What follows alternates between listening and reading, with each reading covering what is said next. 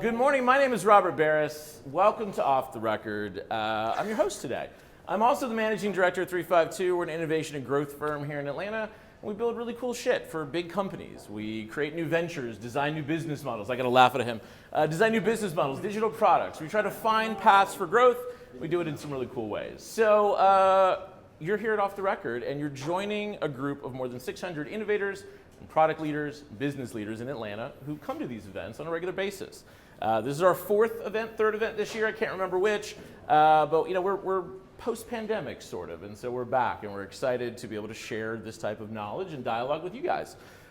We started Off the Record in 2017, in support of trying to bring knowledge from really smart folks on this panel to all of you guys. Often the path of innovation and growth is full of fails. It's full of things that don't quite work out when you think it will, and that's not shared enough. And so we wanted to try to bring the knowledge that these folks have. We've obviously been successful, but have also seen some failures along the way to all of you.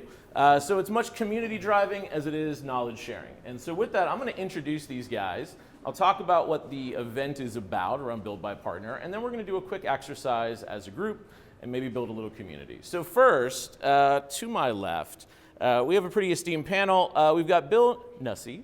Bill is a partner in Engage and TechSquare venture firms. He spent most of his career as a tech CEO, helping lead several startups to successful exits, including a multi-billion-dollar IPO. No big deal. In between startups, he spent several years as a venture capitalist in Greylock, and in 2014, he sold his MarTech company, Silverpop, to IBM for $300 million.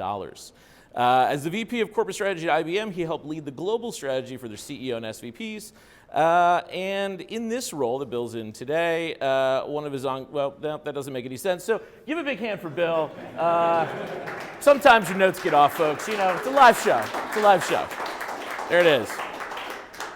My next guest, Rishi Talwar. He is the Chief Product Officer of Vesta and brings 20 years of product management and technology experience in the financial services, payments, and mobility space across various organizations. Most recently, he was responsible for identity, fraud, and compliance business at Equifax. He led the overall product strategy, which included the execution of innovation solutions, platforms, leveraging the extensive Equifax and partner data ecosystems. Big round of applause for Rishi. And last but certainly not least, my friend, my buddy, my partner, Steve Borngasser. Steve currently leads practitioner enablement at 352, but also our product management practice. And Steve's background is deep in product management, brings over 20 years of product strategy and innovation experience, building and launching growing businesses at all stages within Asia Pacific, North American markets at companies like Kimberly-Clark and Invista. So we're very happy to have Steve on our panel today. Please give it up for Steve. It's awesome. So today we're going to be talking about Build by Partner. And for me, it's basically the just do it of business phrases. It's 3 really simple words, maybe 4 if you count the ampersand, and yet it's really hard to do those things. It's really hard to think about the decisions, the prioritization, the strategy around it, and yet people just toss it around, no big deal. We just do Build by Partner, right? We'll figure it out. So what I'd love for you guys to do as a group, in your immediate area, there should be at least 3 to 5 people. So I'll let you guys be the judge of who you're going to connect with. What I'd love you to do is in those small groups, introduce yourself and talk about a time that you did Build by or Partner. And what's one thing you wish you could have taught yourself that you only learned having gone through that process that you want to share with this small group of people? So we're going to spend about 5 to 10 minutes doing that. Then we're going to hear from our panelists. And we're real excited for the discussion. So if you guys will just break up into small groups, we'll give it 5 or 10 minutes. And again, introduce yourself, talk about an instance you can remember where you wish you could teach. Let's dive into the conversation. So I love that you guys get a chance to learn from each other.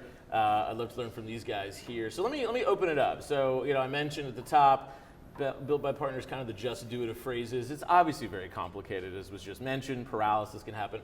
How do you guys think about developing a strategy around Build by Partner? I'll open it up to anyone who wants to start. Or Steve. He seemed real into it, guys. Yeah, really into it.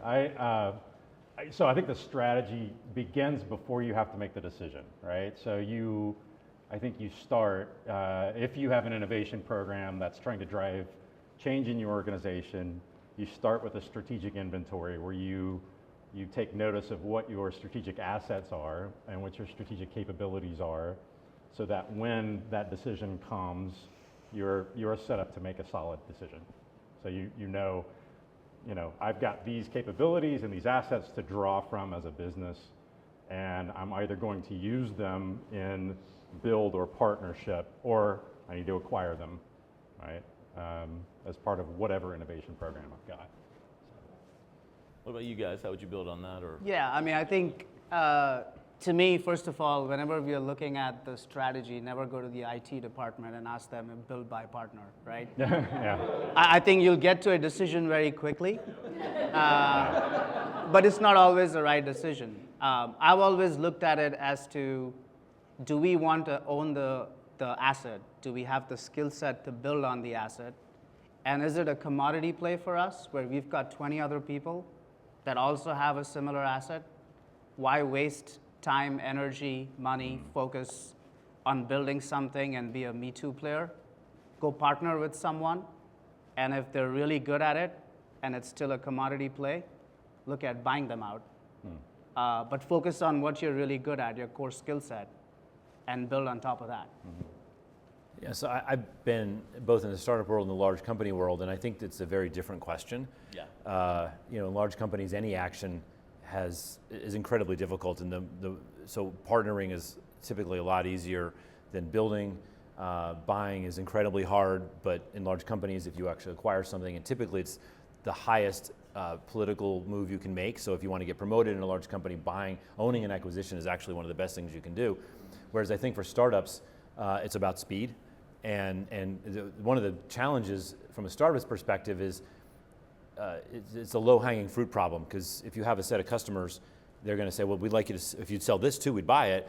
And then what happens with so many startups is that you quickly have a portfolio of things you've committed to doing, and the ones that look so easy to grab early on are now you're losing competitively because you can't put the resources, you're so resource constrained. So I think as startups expand, speed and fluidity and flexibility are the primary lens, and so I think too many startups do not partner, and obviously they don't typically acquire, but they don't partner, and I think partnering would be a much better lens for a lot of startups than they think, because it's easy to do the first iteration. It's death to them if they try to do the 10th. yeah. So partner. So let's talk about mindset for a second. As we're unpacking as you guys were framing it out, some of the competitive advantages you guys might have, the capabilities you may have, and maybe I'll start with you, Rishi. You talk about mindset. You said, listen, if you go to the IT department, you already know what the answer is going to be. How do you facilitate the mindset amongst either executives around you or other peers in making this strategy viable? Because I would imagine build, as an example, is an easy one to fall into. Of course we can build it, why not, right? We have capability in people. How do you foster the mindset or help others get on board with this thinking? Yeah, I mean, you've got to think about the asset and the strategic nature of that asset, right? Do you want to build on top of it? Do you want to stay within that business and continue to focus on it? Or is that a means to an end where you are using that as an ingredient into something bigger that you want to build? So you've got to break it out into bite-sized chunks and start debating about where the energy should go, right? I've made the transition from a large company to a mid-sized company, and I think the decision and the thought process is very different. To Bill's point, we always look at partnering first, because we have a finite number of resources. You can't build everything. It doesn't make sense sometimes. And you also have to be very critical about, do you want to own that asset in the long run? Do you want to continue to make that part of the focal growth point of your business? So we're constantly having those discussions as we're thinking about the different components. And you've got to weigh the pros and cons, sometimes build a business case around it. And sometimes the business case yields to, let's partner, let's buy, or let's build. Bill, I'd love to hear from you, and maybe coming from the startup lens, because you did mention it's hard to think about. I think you said partnering, right? Yeah. Can you talk a bit more again about that mindset, and how have you seen maybe changing that mindset amongst peers? When you start this discussion, like we want to do a thing to be better and more competitive, Yeah. I think you have to answer really two questions. The first is, who is our customer? and then everyone gives you the answer, and you have to, no, really, who is our customer? Like that, a customer is not the person who will buy from us, because we have a lot of people that buy from us that aren't necessarily who we're serving well.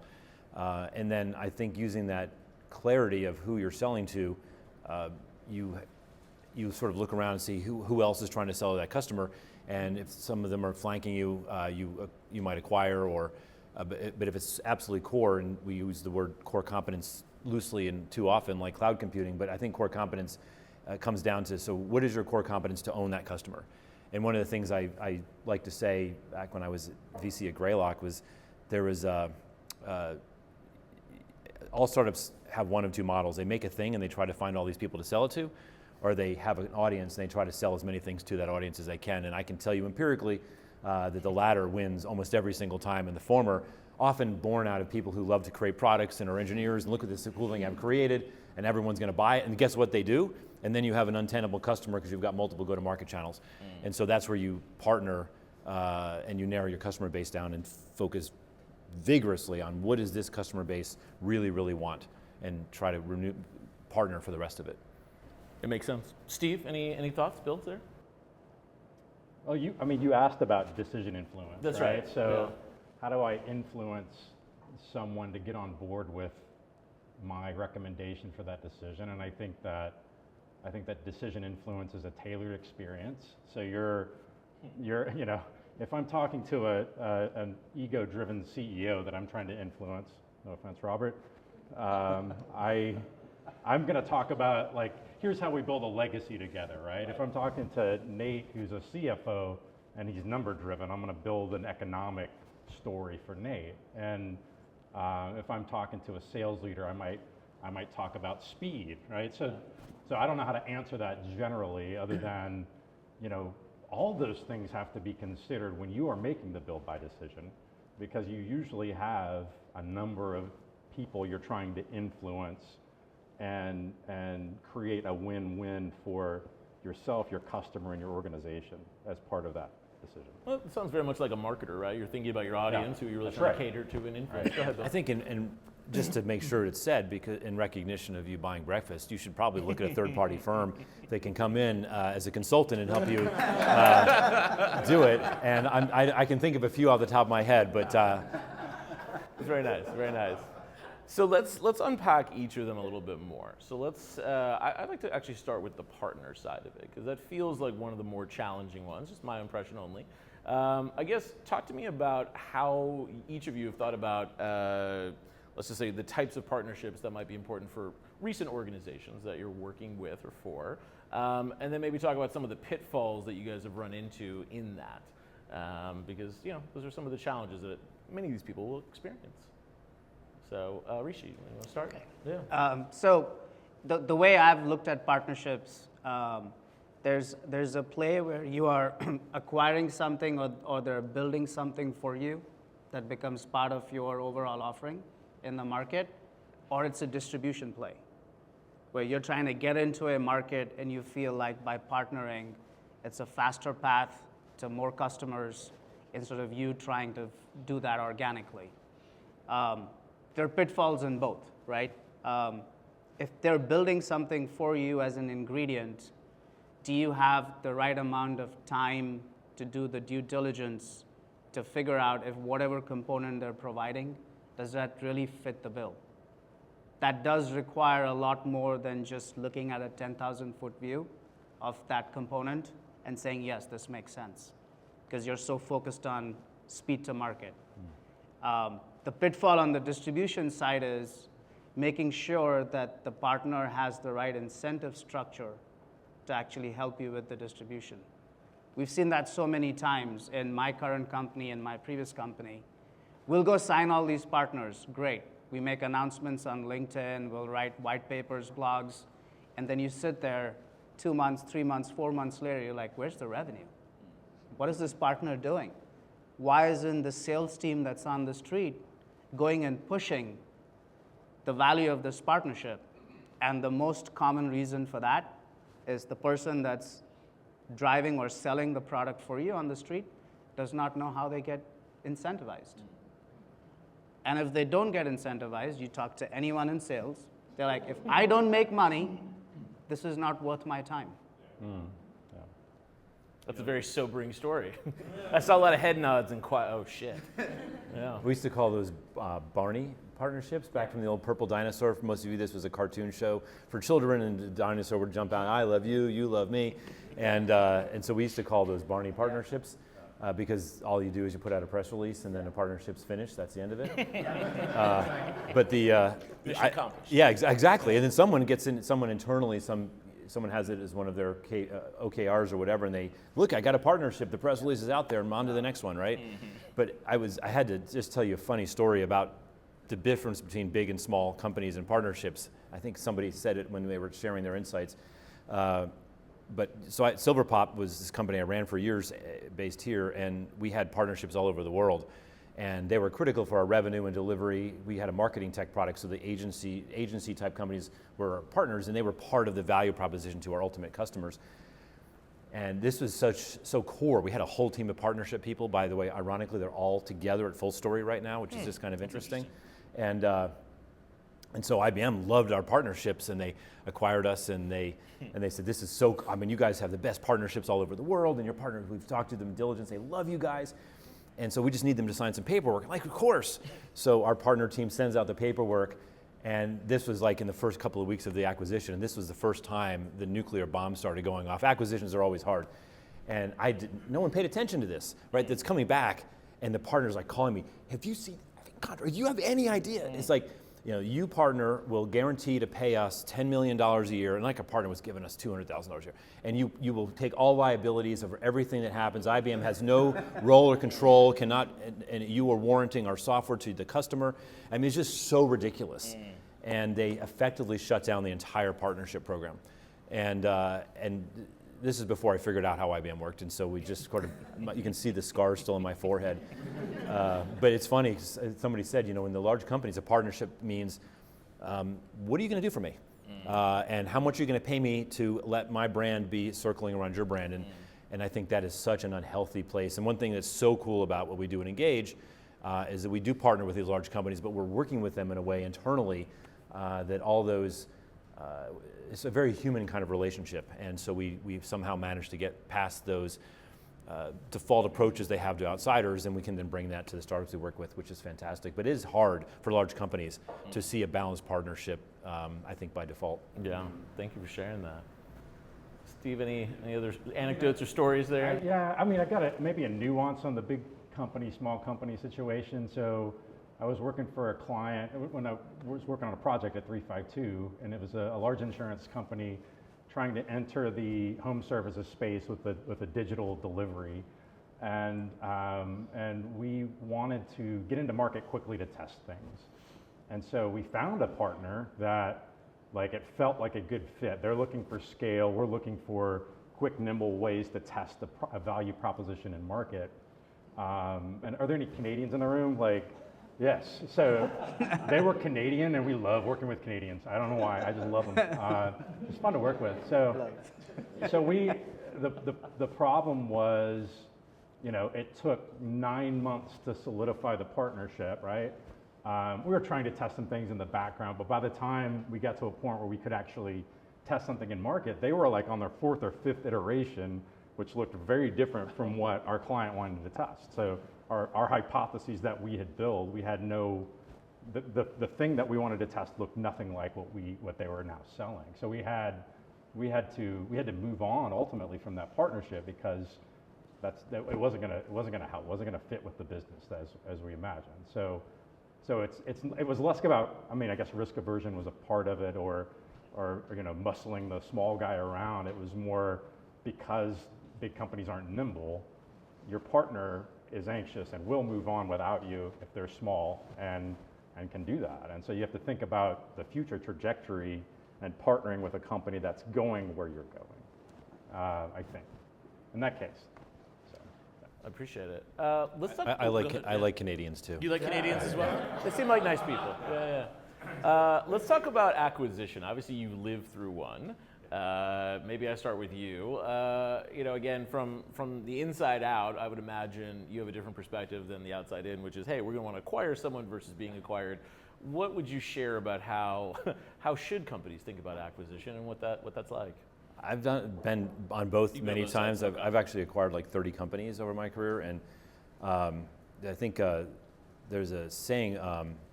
Winston Churchill once said that democracy is the worst form of government except for all the rest. And I think anytime you find a strategic merger with somebody and you put it together, it's going to be an absolute disaster, and everyone's going to be mad.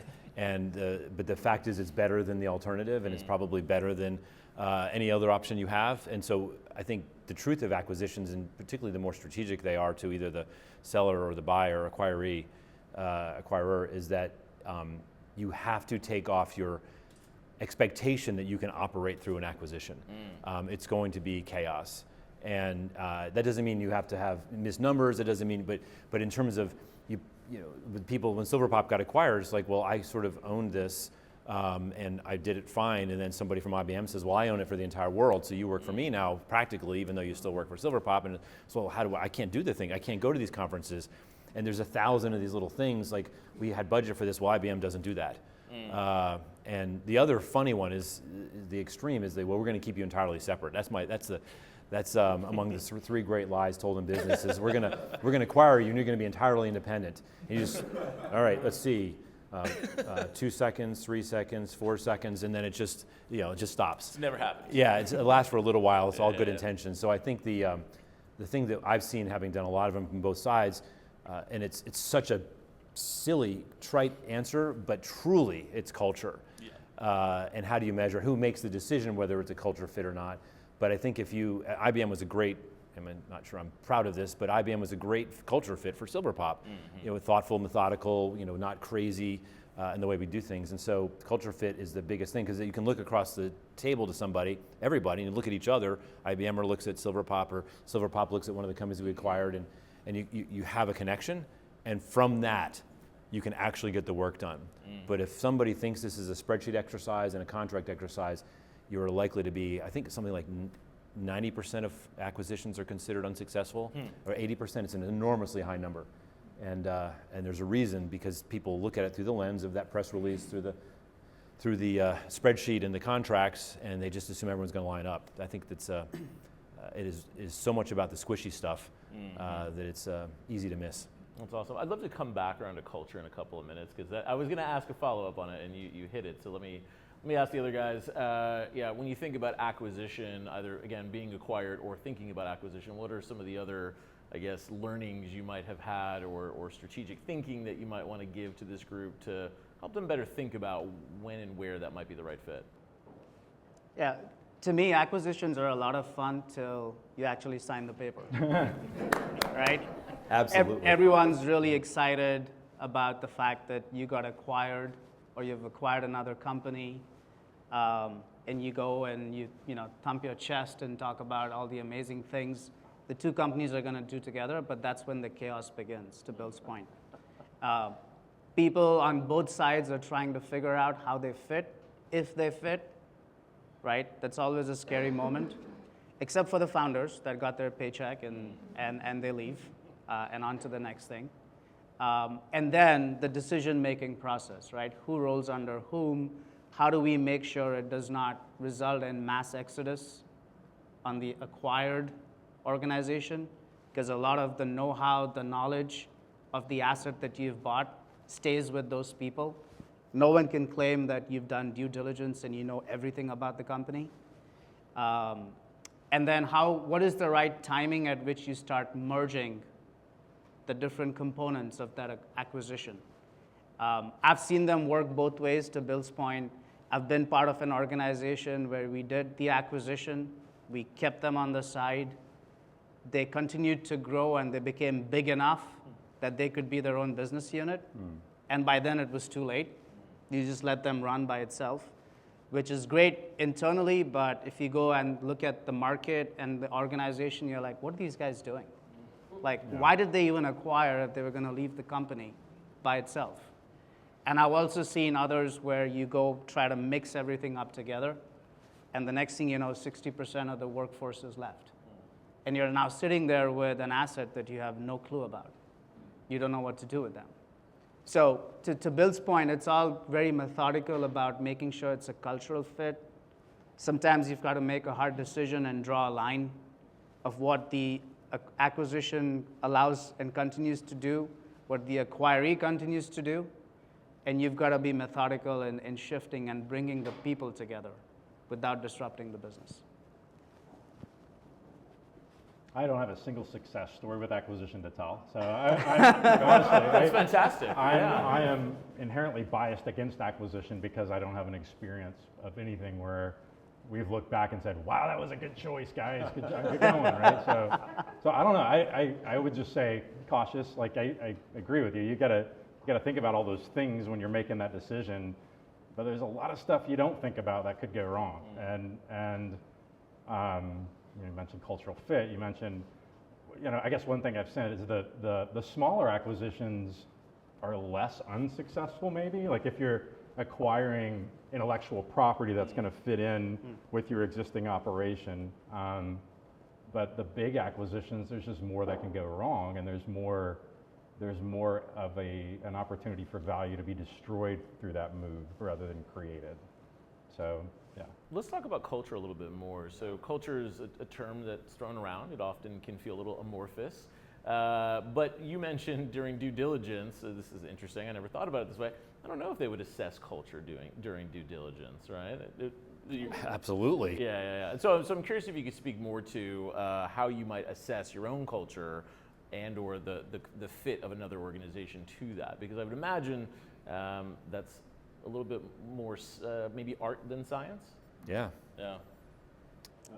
Anybody? Yeah. Good. I have so many culture stories. I have to tell you, can I just tell you one other culture story, and then I'll tell you how we assess it? Yeah. So culture is this mystic thing, and people say, we have this great culture, right? And it's, and the part that really drives me batshit is when the CEO, I've created a great culture. And culture is an emergent property. It's been studied. People know what it is. So my favorite story on culture, then I'll answer your question, was my previous company, Silverpop, was funded by a West Coast firm called Draper Fisher Jurvetson. And every year they would gather their 100 CEOs together in Silicon Valley. And every year that what you dreamed of, your dream as an executive was to sit on the stage and be interviewed by one of the partners as you told your story of being acquired. And there was a young guy up there one year who had just sold his company for $100 million when that was unbelievably large. There was a time when a $100 million exit was incredible. And he was very young, and the partner says, tell us what you did. I mean, everybody in the audience wants to be on the stage here. What did you do to make this acquisition, this incredible acquisition work? And this guy says, what I empowered my team, and we created, I created an amazing culture. And I every fiber of my being wanted to stand up, and I wanted to say, oh, that's what it is. Okay, because I thought we had to create a stupid, unfun culture. Thank you for that, right? Oh my God. And so one of the things that I've learned working at Engage, and it's doubled down what I've learned doing acquisitions, when you check them out, how are they going to be culture? It is time. You can do the psychological tests. I don't usually think they predict outcomes. You can, you can pick your favorite psychological test, match it against the company you're acquiring, try convincing your CFO you're not going to do an acquisition because those numbers don't match. But you have to spend time with the leaders. Your leaders have to spend time with their leaders. Depending on the cultures, sometimes it might be at a late night at a bar. That's not for many cultures, but for some that it is. But you have to have a chance to really get to know them as people. If it's just like this, where you see these 4 people up here and you hear what they're saying at their very best, you're never going to know them. It's got to be one-on-one, hours and hours and hours. And if you think that if you're trying to get the transaction done quickly, you're going to go with the numbers, you're going to go with the contracts, you're going to go with the negotiations, you're going to miss the singular thing. And by the way, even if while you're assessing the culture, which you need to have done before you get all the contracts and things underway, the act of committing the time to build the bridges personally will actually dramatically increase the chances of it working, even if the culture fit isn't ideal. But it's that human connection that matters entirely. That's what I love about what we do at Engage. Super interesting. Yeah. Even though we don't do acquisitions. Yeah. Yeah, and so I think you touched on a good point, Bill, right? It's tough during an acquisition, during due diligence, to really get a good idea about the culture of the organization and how it fits. I almost equate that to doing an interview with a person. You're always going to get the best side of that candidate They're obviously not going to come in and violently react or Yeah. to any question you ask them. Yeah. But then we know sometimes you do run into situations where people do that.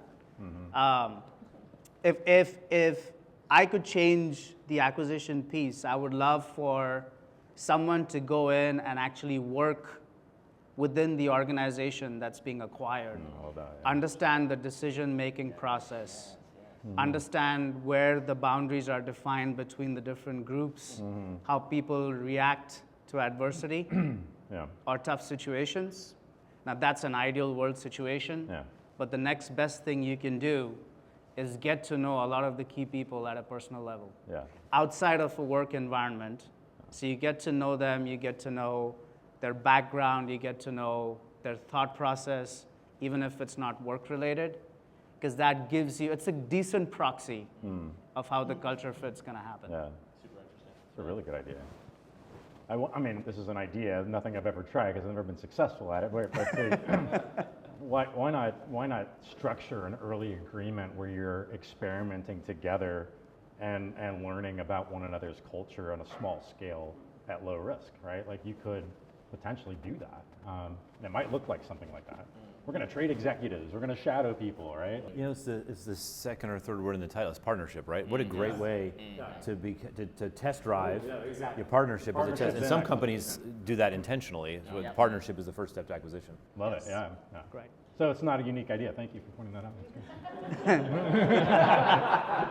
I think it's a fantastic idea. I'm crediting you fully for it. So let me pause here to take a couple of questions. I saw one, I think it was Ellen. One of the challenges is that the layer, especially if you're involving public companies, you can't legally disclose that you're considering an acquisition until you're pretty far through.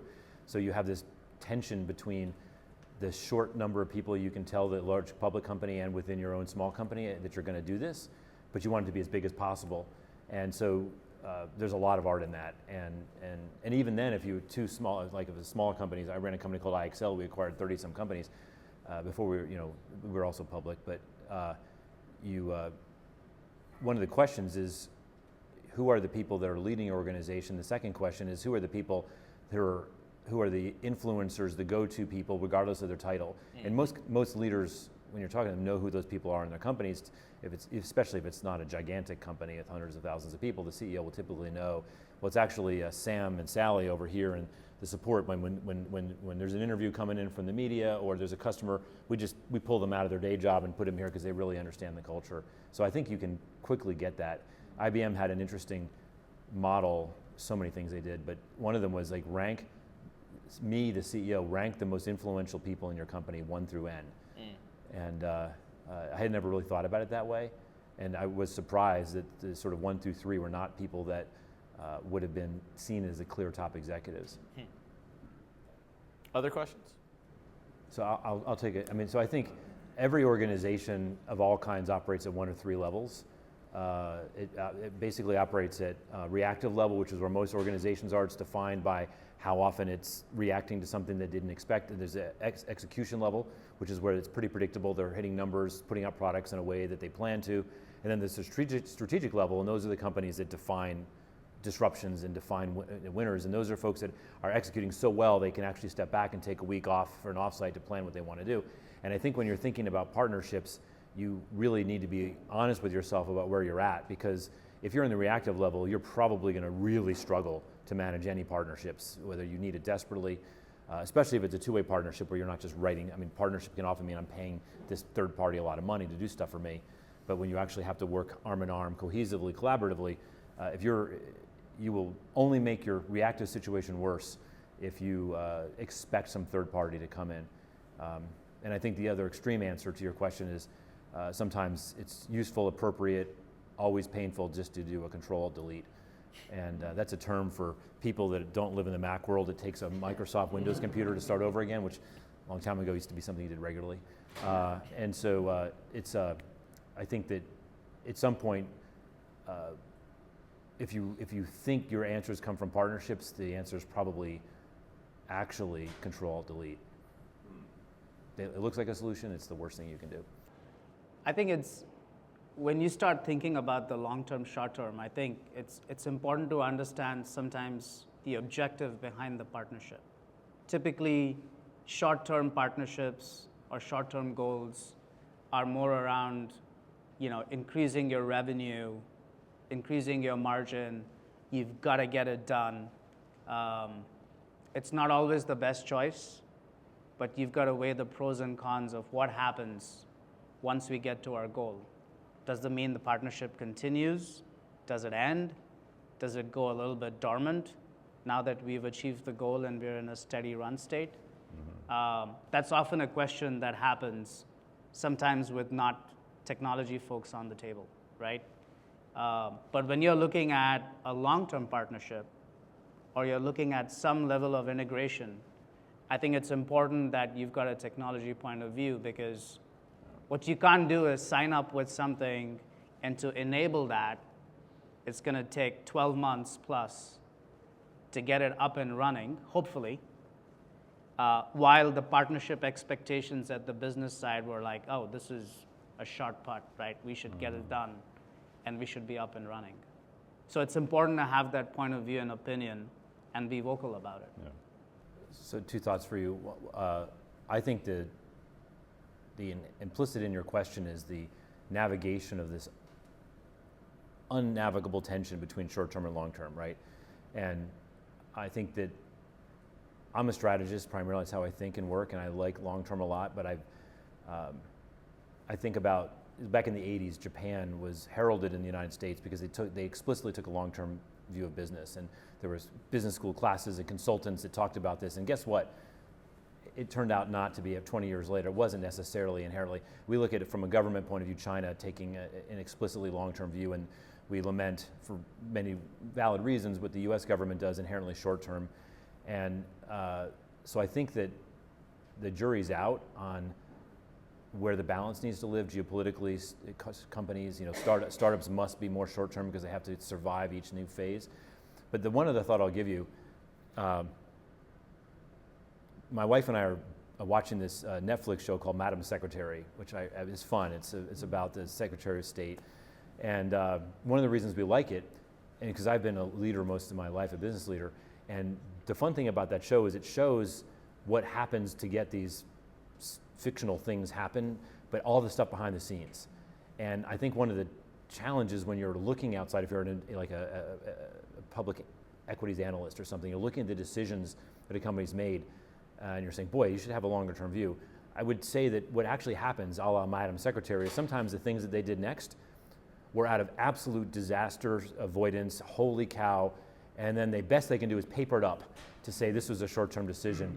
And so actually to survive long-term requires a lot of decisions that are so difficult, and if they're done correctly and led correctly, the people who are not in the inner circle don't appreciate we just missed another nuclear bomb.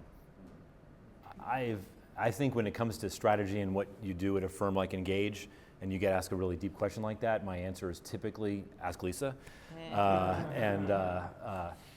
I think that, but it does speak to your question, Lisa. I think it speaks to the, actually serious, I do ask Lisa for most of it, but how do you balance the emergencies and all the resources it takes to actually just survive so that the duck still looks like it's floating across the water? And how do you prepare for those inevitably to happen? And I think that mindset is a longer term mindset, right? Even though you're not necessarily doing anything that looks strategically transformative, you're actually just setting yourself up, you're lifting yourself out of reactive mode into execution mode. And that takes a ton of energy that smooth duck going across the water you don't appreciate. So I think when you're thinking about investment, within the range of you have way too little resources and way too many resources, I think you have to spend a lot of time thinking about how do we just double down on doing what we do that our customers are expecting us to do exceptionally well in a very resilient way. And then when you get that going really well, then you take you should have extra resources, and then you say, what could we do if we could do anything? And that's and you always have to do that last question you have to ask, just because you have to have a North Star, but how much you can put into doing that. And so I've joined Engage to try to see this, because I'm not going to tell you what we do, but which is a really cool organization, and it has a ton of promise, and our customers love us. We have great NPS scores. So how do we, I think we're at a point where we can ask, how do we make that larger? Where do we invest? and how do we invest, and how much of it is in the big shiny things, and how much of it is just shoring up the stuff we do day to day, which is exceptionally challenging to do. We call it spinning plates. I mean, I like we sort of maybe take this partner to buy idea a little bit further. Like, I like the idea of experimenting with a partner early. Like, so it is something in the example of working with Canadians with the the insurance company. So that company was on our radar. It was an early stage startup, and we had a specific goal in mind, a value prop that we wanted to test that they were helping us with. But I think if it's an interesting company, you can come up with an experiment that you can execute together and learn more about the space as a new entrant into that space. They can learn more about you and determine if there's a cultural fit, if there's strategic alignment, and all of those things. So, but what the experimental mindset is designed to do is to reduce risk, right? So if you're operating in a small space within a market, instead of like I'm immediately going global, for example, then my risk is contained to a small area. And so, I don't know the risk aversion of the people you're talking about, but finding a way to get to speak their language in terms of risk mitigation with whatever you're doing is really the way to do it, I think. So I think your risk appetite also matters, yeah. right? Yeah. Smaller company, you'll get more things done. You're taking a risk on stability of the business for the long term. You go partner with a bigger company, your risk is this is going to take me 6 months before anything even happens remotely. But yes, I have a lot of stability. Yeah. So it really boils down to like, what is the short-term, long-term need of this partnership plus acquisition play that your firm is looking at? Different type of risk. I Yeah. like that. Yeah. So I actually want to add just one very cynical thing to this, which is uncharacteristically cynical for me. But I think I can't recall, as you guys were talking, like as a startup person and who's known in the startup community for a long time, earlier stage companies, I can't remember a time where somebody said, actually I can think of one, but like where somebody said, boy, I'm really glad we partnered with big company X. That was transformative. That was the reason we were successful. So I think that what that means is to say that partnerships are really valuable. If a small company works with a big company, it can be very helpful. But if you ever try to view it through the lens that this is going to take us to the next level, it's pretty unlikely statistically. Yeah. So we've got just a few minutes left, and I want to make sure we at least touch on build, because we've obviously talked a lot about partner and, of course, buying. I guess the way I'd frame the question is, it seems obvious in most cases, hey, we have a capability, we have people, let's just go build it. But it feels like if we're really thinking about build, buy, partner as a strategy, the decision-making process should be a little bit more complicated, or at least a little bit more insightful, right? Other than just like, we have people, let's do it. So I'd be curious, maybe what advice would you give to people who are generally starting with build? Because I feel like build, again, is in many cases the easiest one to reach out to, and yet maybe there's other ways to think about it. In my opinion, I think it boils down to, A, do you have the skill set in-house, or is there going to be a learning curve before you can actually get to actually doing the build? And B, do you want to own that IP because you think it's going to be transformative for your organization? If the answer is very quickly no, I don't have the skill set, or I could go get this from 20 other people, or there are 20 other people doing this, you've got to really look at that build decision and figure out, is this the right thing that I'm focusing on? Because whether it's a big company, small company, startup, there's finite number of resources, you've got to shuffle and juggle priorities, and you've got to figure out what delivers the maximum value for you. So I've always looked at that. Yes, it'll be nice for us to build everything, but to me, it's the 2 or 3 things that if the answer is not overwhelmingly yes, we should do this, it very quickly shifts to the buy or partner side of the discussion. A quick show of hands. How many of you think you live in the startup high growth world, and how many of you think and the second one will be, how much do you live in the larger, more established company world? So how many of you live in the startup-y world? All right, how many of you live in the larger company world? Okay, I was just curious. Because I think the answer couldn't be more different. Right. And you know, one of the great case studies in large business, which will get told over time, is General Electric decided in the about 7, 8 years ago that in order they needed to get out of just making stuff, they needed to control it, and they watched an entire ecosystem build around. So they got into the software business, and it was just when I became strategist at IBM, and the question was, you know, the mighty GE is going to come after us, and they're going to take over, because IBM did a lot of work augmenting the hardware systems that GE sold. And I've talked to so many people in the GE it was, I think, by every measure, a disaster. And if any of you are in the GE world feel differently, come tell me, but there's books written about it. And so I think that was really, to your point, like, do you have any idea how to write software? And software is a cultural thing. So I think part of the answer is, do your leaders actually understand?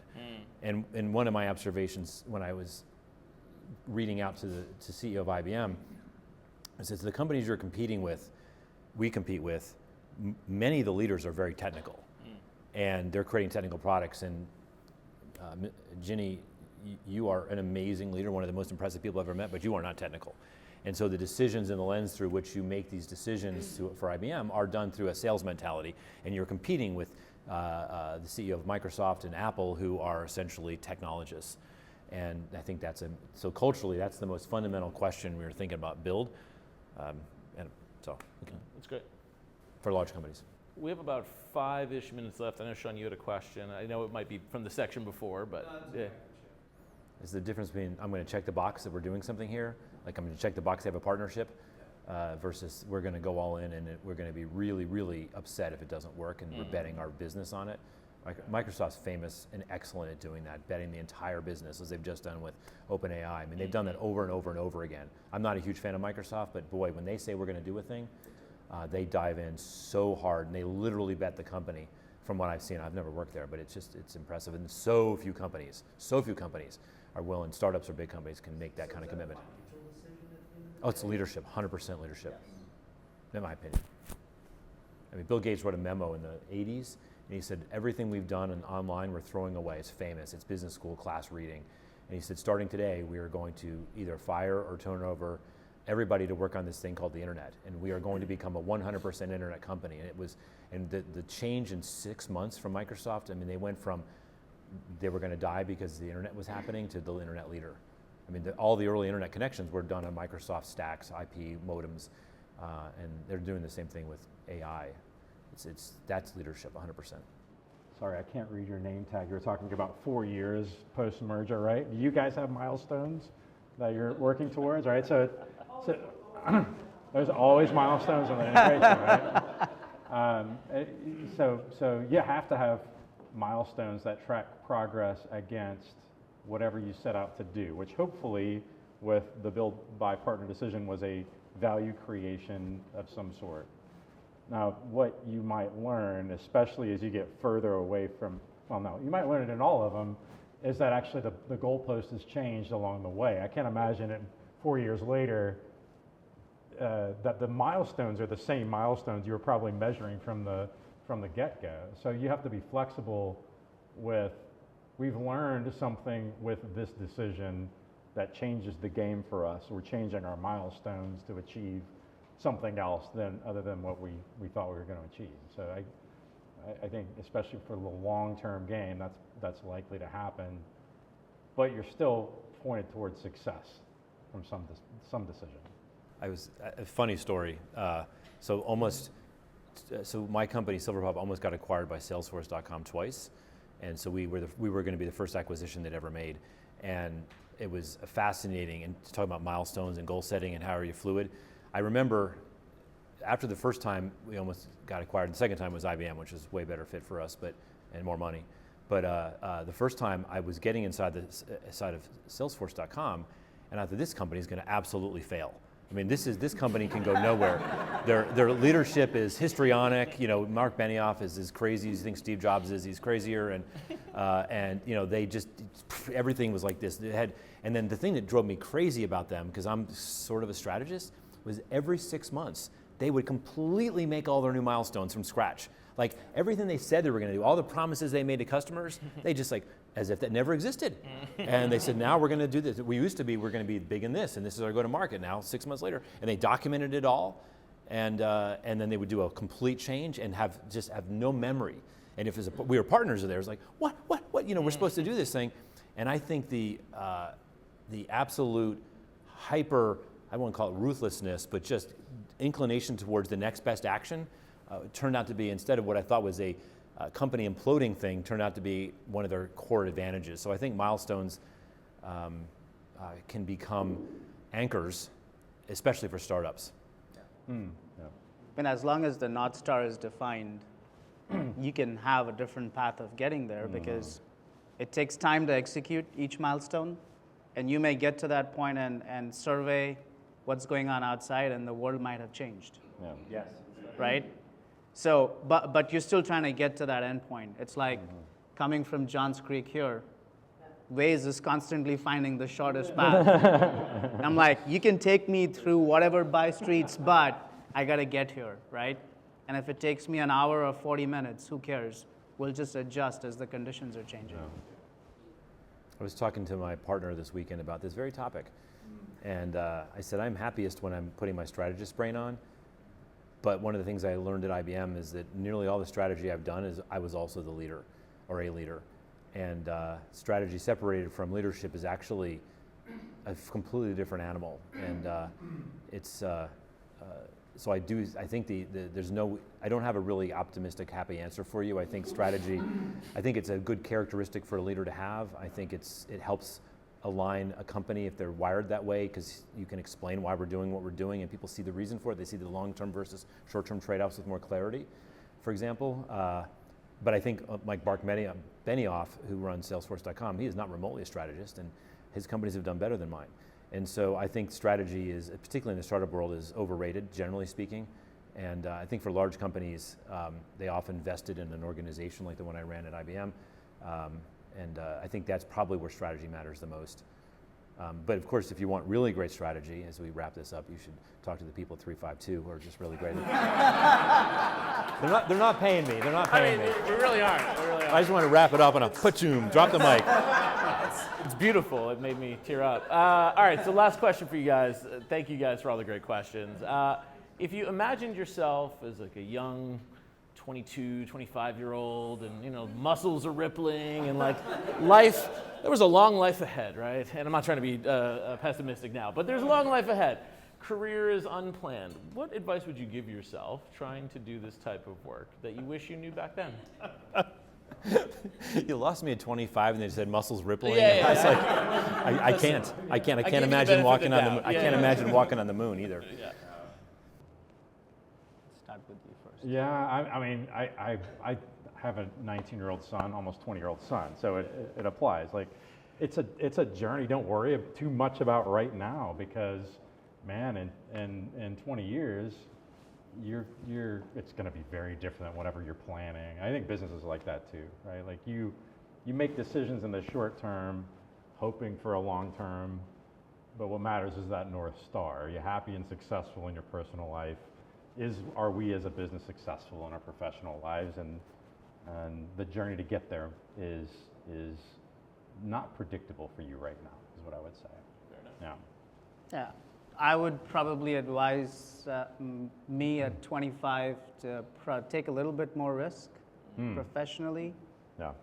I think, I don't know, I migrated from India and came here to the US to go to grad school, and I almost kind of always took a risk-averse path in my career.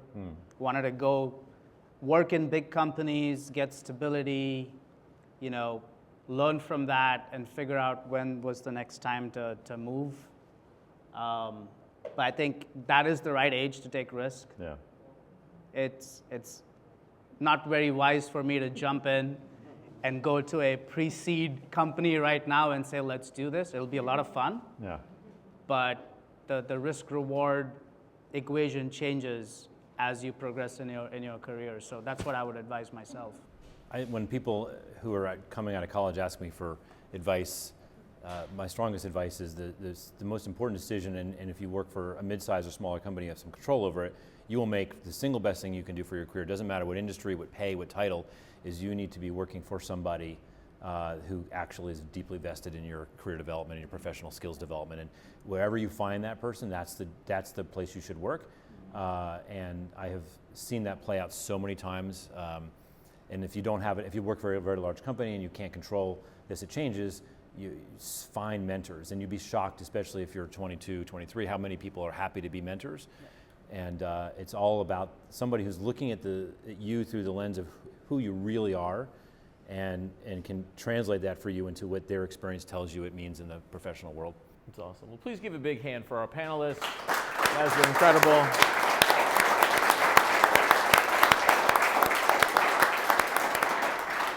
Thank you guys for coming out. I'm sure these guys can stick around for a few minutes to answer some questions, but we'll see you guys next month with another event. So looking forward to it. Thank you guys.